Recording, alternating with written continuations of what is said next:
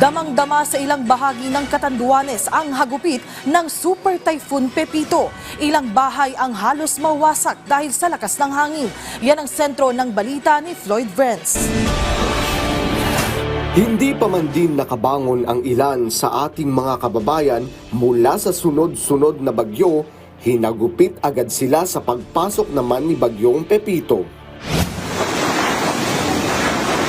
Sa unang video na ito, nakuha sa probinsya ng Catanduanes na idineklarang nakakaranas ng signal number 5, kuha sa kamera ang halos pagtumba ng mga punong ito dahil sa lakas ng hangin at ulan dulot ng Bagyong Pepito.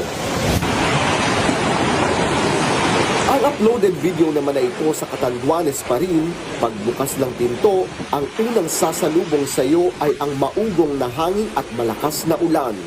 Dinig na dinig kung gaano kalakas ang nasabing hangin na bumabayo sa lugar.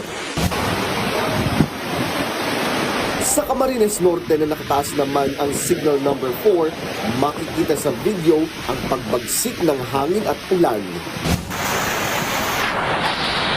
Ang mga bubong na ito sa Catanduanes nagliparan naman.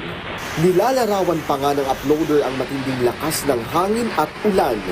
Nagtumbahan rin ang ilang mga bahay. Ang uploaded video naman na ito, kahit nasa loob ng bahay, rinig na rinig din ang dalulong ng bagyo. Pinasok na rin ng tubig ang nasabing bahay.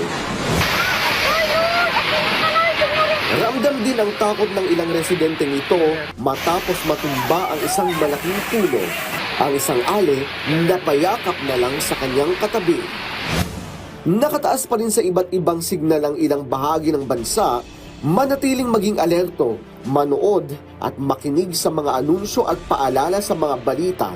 Mas makabubuti na manatiling nasa loob ng bahay o lumipat sa mga matataas na lugar ang mga nasa coastal areas.